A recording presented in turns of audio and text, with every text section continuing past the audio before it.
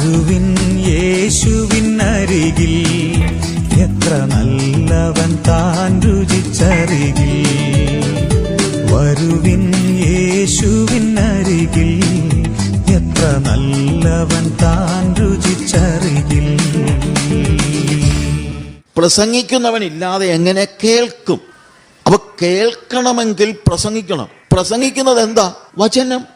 അപ്പോൾ വചനമാണ് ഒരുവനെ രൂപാന്തരപ്പെടുത്തുന്നത്. അത് ആദ്യ സമയം മുതൽ. അതുകൊണ്ടാണ് വിശ്വാസം കേൾവിയാലും കേൾവി ദൈവത്തിൻ്റെ വചനത്താലും വരുന്നു. വചനം കേൾക്കുന്നവൻ ട്രാൻസ്ഫോംഡ് ആകുന്നു. പ്രാണനെ തണുപ്പിക്കുന്നു എന്ന് പറയുന്ന വാക്കിന് ശരിക്കും പറഞ്ഞു കഴിഞ്ഞാൽ പ്രാണനെ തിരിച്ചു വരുത്തുന്നു. പൊയ്ക്കൊണ്ടിരിക്കുന്ന വഴിയിൽ നിന്ന് ദൈവ വഴിയിലേക്ക് അവനെ കൊണ്ടുവരുന്നു എന്നാണ് പറയുന്നത്.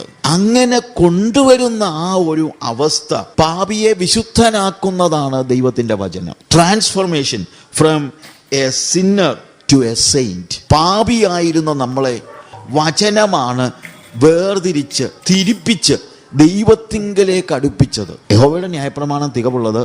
അത് പ്രാണനെ തിരിച്ചു വരുത്തുന്നു, തിരികെ വരുത്തുന്നു. തണുപ്പിക്കുന്നു എന്നുള്ള വാക്കാണ് മലയാളത്തിൽ ഉപയോഗിച്ചിരിക്കുന്നത്. പക്ഷേ യഥാർത്ഥത്തിലുള്ള അർത്ഥം അത് പ്രാണനെ ഇപ്പോൾ പൊയ്ക്കൊണ്ടിരിക്കുന്ന പാപ വഴിയിൽ നിന്ന് തിരികെ വരുത്തുന്നു എന്നുള്ളതാണ്.